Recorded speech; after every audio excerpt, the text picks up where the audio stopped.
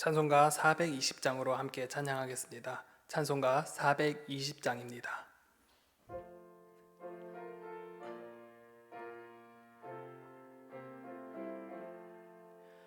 너 성결케 위해 늘 기도하며 너 주 안에 있어 늘 성경 보고 온 형제들 함께 늘 사귀면서 일하기 전마다 너 기도하라.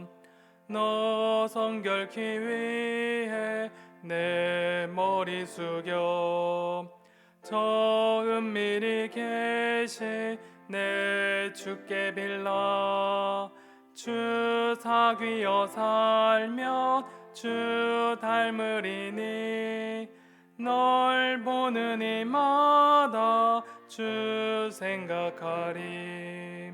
너 성결케 위해 주 따라가고 일 다급하여도 당황치 말고 참 즐거울 때나 또 슬플 때나 너 주님만 믿고 늘 따라가라. 너 성결케 위해 늘 기도하며 내 소원을 주께 다 맡기어라. 너 성령을 받아 주 섬겨 살면 저 천국에 가서 더 잘 섬기리. 아멘. 오늘 하나님께서 우리에게 주신 말씀은 구약성경 민수기 19장 11절에서 22절까지의 말씀입니다. 구약성경 228면에 기록되어져 있는 민수기 19장 11절에서 22절까지의 말씀을 이 시간 봉독하도록 하겠습니다. 사람의 시체를 만진 자는 이레 동안 부정하리니 그는 셋째 날과 일곱째 날에 잿물로 자신을 정결하게 할 것이라. 그리하며 정하려니와 셋째 날과 일곱째 날에 자신을 정결하게 하지 아니하면 그냥 부정하니 누구든지 죽은 사람의 시체를 만지고 자신을 정결하게 하지 아니하는 자는 여호와의 성막을 더럽힘이라. 그가 이스라엘에서 끊어질 것은 정결하게 하는 물을 그에게 뿌리지 아니하므로 깨끗하게 되지 못하고 그 부정함이 그대로 있음이니라. 장막에서 사람이 죽을 때의 법은 이러하니 누구든지 그 장막에 들어가는 자와 그 장막에 있는 자가 이레 동안 부정할 것이며 뚜껑을 열어 놓고 덮지 아니한 그릇은 모두 부정하니라. 누구든지 들에서 칼에 죽은 자나 시체나 사람의 뼈나 무덤을 만졌으면 이레 동안 부정하리니 그 부정한 자를 위하여 죄를 깨끗게 하려고 불사른 재를 가져다가 흐르는 물과 함께 그릇에 담고 정결한 자가 오슬초를 가져다가 그 물을 찍어 장막과 그 모든 기구와 거기에 있는 사람들에게 뿌리고 또 뼈나 죽임을 당한 자나 시체나 무덤을 만진 자에게 뿌리되 그 정결한 자가 셋째 날과 일곱째 날에 그 부정한 자에게 뿌려서 일곱째 날에 그를 정결하게 할 것이며 그는 자기 옷을 빨고 물로 몸을 씻을 것이라. 저녁이면 정결하리라. 사람이 부정하고도 자신을 정결하게 하지 아니하며 여호와의 성소를 더럽힘이니 그러므로 회중 가운데서 끊어질 것이라. 그는 정결하게 하는 물로 뿌림을 받지 아니하였은즉 부정하니라. 이는 그들의 영구한 율례니라.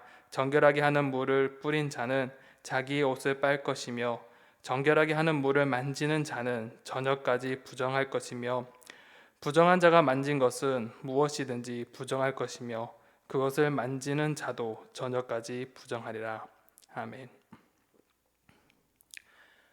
하나님이 제정하신 제사장의 질서를 무너뜨린 이 고라 일당으로 인해 이스라엘의 진영은 죽음의 공포에 휩싸이기 시작했습니다. 지휘관들은 많이 죽었고 또한 백성들은 연병으로 인하여서 죽임당하는 그 심판의 현장을 통해 이스라엘 백성은 이 회막에 접근하게 되면 죽임을 당할 것이라는 막연한 공포감이 지배했습니다. 하나님께서는 이 두려움을 진정시키고자 제사장과 레위인의 성막 봉사 책무 규례를 다시 갱신하셨습니다. 더 나아가 이 고라 반역으로 죄에 빠진 이스라엘을 구원하기 위해 붉은 암송아지의 제를 통해 그들을 정결하게 하셨습니다. 그리고 오늘 본문은 이 제를 사용하여 시체를 만진 자가 부정을 씻게 하는 방법을 우리 가운데 알려주십니다. 여기서 우리가 한 가지 짚고 넘어가야 할 것은 하나님은 왜 시체를 만진 자를 부정하다 여겼을까 하는 지점입니다. 고대 종교는 죽음과 생의 경계를 최대한 좁히고자 했습니다. 장례의식을 성대하게 하면서 제사장이 또한 이 제전에 참여하면서 죽음을 자연의 순환으로 생각하게 하였습니다. 하지만 하나님은 달랐습니다. 하나님께서는 이 거룩한 제사장과 장례식 사이를 최대한 멀리 떨어지게 하셨습니다. 이는 죽음이 자연의 순환이 아닌 바로 죄의 결과이기 때문입니다. 그렇기에 죄를 가진 인간은 부정하기에 스스로 생과 사의 경계를 넘을 수 없으며 하나님 곁으로는 갈 수 없다는 것입니다. 오직 하나님의 속죄와 구속의 은혜가 있을 때만이 하나님께로 나아갈 수 있음을 전제하고 있습니다. 그렇기에 죽음 자체도 죄의 부정으로 인함이요 또한 이를 만진 자 또한 부정에 노출되었기에 이들을 정결하게 하도록 하나님께서는 정결 절차를 그들에게 알려주십니다. 오늘 본문의 구조는 세 가지로 이렇게 나누어 볼 수 있을 것 같습니다. 첫 번째는 이 시체를 접촉으로 인해서 부족한 자에 대해서 말하면서 이를 어떻게 정결하게 할 것인가에 대한 원론적인 부분들을 이야기합니다. 그리고 두 번째 단락과 세 번째 단락은 이 정결한 예식을 어떻게 진행할 것이냐, 누가 부정할 것인가를 자세하게 설명하십니다. 두 번째 단락에 보면 집과 들에서 시체를 접촉한 자의 경우 어떻게 해야 되는지, 그리고 세 번째 단락에서는 어떻게 정결 예식을 치료해야 될지에 대해서 하나님께서는 우리 가운데 알려주고 계십니다. 먼저 시체를 접촉으로 인한 부정에 대해서 한번 알아보도록 하겠습니다. 하나님께서는 11절에서 사람이 시체를 만진 자는 1회, 즉 7일 동안 부정한다고 말씀하십니다. 특히 7일이라는 시간에서 말하듯이 시체로 인한 부정은 그 심각성을 드러내고 있습니다. 거룩하신 하나님과 죄로 인해 죽은 인간은 공존할 수 없기에 하나님은 이들을 회복하고 정결하게 하셨습니다. 그래서 12절에 보면 그는 셋째 날과 일곱째 날에 잿물로 자신을 정결하게 할 것이라. 그리하면 정하려니와 셋째 날과 일곱째 날에 자신을 정결하게 하지 아니하면 그냥 부정하니 라고 말씀하십니다. 정결을 위해서 셋째 날과 일곱째 날에 붉은 암송아지의 재로 만든 이 잿물을 통해 정결하게 하라고 하셨습니다. 하나님께서 특별히 7일의 그 기간 동안 셋째 날과 일곱째 날에 잿물로 정결하게 하셨다고 합니다. 그것은 이 세 번째 날에 정결은 바로 회개를 위함이며 또 일곱째 날은 부정으로부터 완전한 정결을 위한 것이라고 볼 수 있습니다. 이러한 정결로 인해 시체를 만진 자는 죄로부터 자유롭게 될 것입니다. 하지만 이렇게 하지 않는 자는 부정하며 더 나아가 성막을 더럽히는 것으로 됩니다. 13절에 보면 누구든지 죽은 사람의 시체를 만지고 자신을 정결하게 하지 아니하는 자는 여호와의 성막을 더럽힘이라. 그가 이스라엘에서 끊어질 것은 정결하게 하는 물을 그에게 뿌리지 아니하므로 깨끗하게 되지 못하고 그 부정함이 그대로 있음이라 라고 말씀하십니다. 하나님께서는 한 사람의 죄가 성막을 더럽히기까지 한다고 규정하십니다. 이는 죄의 광범위한 영향력을 짐작하게 합니다.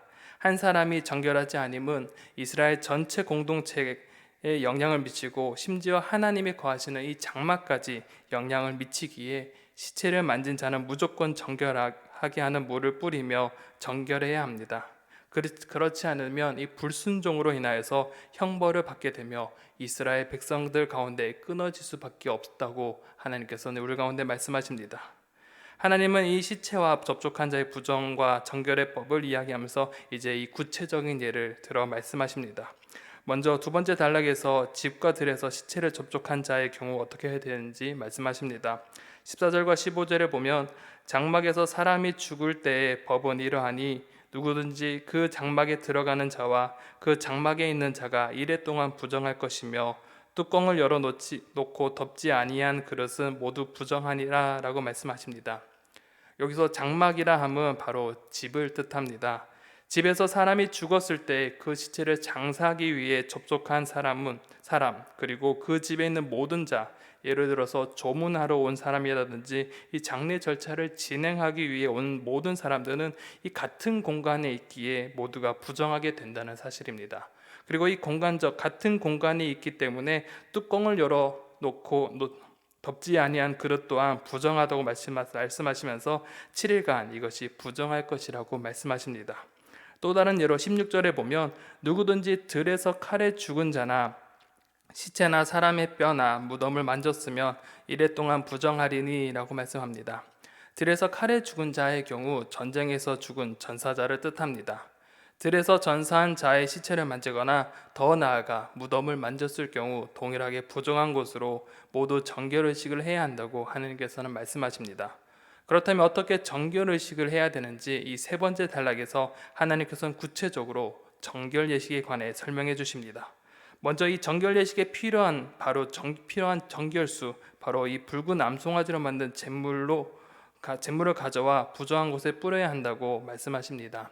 17절과 18절에 보면 그 부정한 자를 위하여 죄를 깨끗하게 하려고 불사른 재를 가져다가 흐르는 물과 함께 그릇에 담고 정결한 자가 우슬초를 가져다가 그 물을 찍어 장막과 그 모든 기구와 거기에 있는 사람에게 뿌리고 또 뼈나 죽임을 당하는 자나 시체나 무덤을 만진 자에게 뿌리되 라고 말씀하십니다. 붉은 암송아지의 재에 이 물을 함께 그 그릇에 담아 잿물로 만들고 그것을 우슬초에 찍어서 부정하게 된 장막과 그 모든 기구와 거기에 있는 사람에게 뿌리고 또한 시체와 무덤을 만진 자 등 이 부정한 모든 것을 이 정결수를 뿌리라고 말씀하십니다. 그리고 앞에서 언급했듯이 7일 중에 일틀에 걸쳐서 이것을 진행합니다. 19절에 보면 그 정결한 자가 셋째 날과 일곱째 날에 그 부정한 자에게 뿌려서 일곱째 날에 그를 정결하게 할 것이며 그는 자기 옷을 빨고 물로 몸을 씻을 것이라 저녁이면 정결하리라 라고 말씀하십니다. 여기서 특이한 것은 붉은 암송아지의 재는 제사장이 만들지만 뿌리는 과정에서는 제2적으로 정결한 사람, 즉 제사장이 아닌 정결한 자가 셋째 날과 일곱째 날에 정결수를 뿌려야 한다고 말씀하십니다. 그리하여서 일곱째 날이 되면 자기 옷을 빨고 몸을 씻음으로 모든 절차가 마무리된다고 우리에게 말씀하십니다. 그리고 13절과 같이 20절에서도 하나님께서는 부정하면서도 정결하지 않은 자는 성소를 더럽힘으로 백성들 가운데 끊어질 것을 분명하게 말씀하십니다. 그리고 마지막으로 이러한 정결 예식은 영원한 율례임을 우리 가운데 강조하십니다. 21절과 22절에 보면 이는 그들의 영구한 율례니라. 정결하게 하는 물을 뿌린 자는 자기 옷을 빨 것이며 정결하게 하는 물을 만지는 자는 저녁까지 부정할 것이며 부정한 자가 만진 것은 무엇이든지 부정할 것이며 그것을 만지는 자도 저녁까지 부정하리라 라고 말씀하십니다. 여기서 한 가지가 더 추가되는 것이 있습니다. 19절에 보면 정결한 자가 부정한 자에게 정결수를 뿌리게 됩니다. 그렇기에 이 제2적으로 정결한 자도 부정한 자와 접촉하기에 이 사람 또한 저녁까지 부정하며 자기 옷을 빨아 정결하게 해야 된다는 사실이 추가되어집니다. 그리고 이 모든 것이 영구한 율례라고 우리가 말씀하십니다. 즉 이스라엘 백성들은 반드시 지켜야 할 율법의 하나임을 명시하고 있습니다. 그런데 여기서 사용된 영구한이라는 단어는 원어적인 뜻을 보게 되면 미래 시간의 무한한 연속성을 나타내기도 합니다. 하지만 또한 이 뜻만 있는 것이 아니라 때로는 어느 일정한 기간을 두고 영속한 것을 뜻하기도 합니다. 즉 어떠한 기한이 오기까지 이 율례는 계속 이어져야 한다는 것입니다. 그 기한이 바로 예수 그리스도의 죽음과 부활의 사건입니다. 그것을 히브리서 13장 11절에서 12절에는 이렇게 증언합니다. 이는 죄를 위한 짐승의 피는 대제사장이 가지고 성소에 들어가고 그 육체는 영문 밖에서 불사름이라. 그러므로 예수도 자기 피로써 백성을 거룩하게 하려고 성문 밖에서 고난을 받으셨느니라 라고 말합니다. 정결하게 하는 이 붉은 암송아지의 죄는 바로 이 예수 그리스도의 피로 대체된 것입니다. 예수 그리스도의 대속적인 죽음과 부활을 통해서 자기를 하나님께 드린 그리스도의 피가 우리를 깨끗하게 함을 또 우리는 기억해야 될 필요가 있습니다.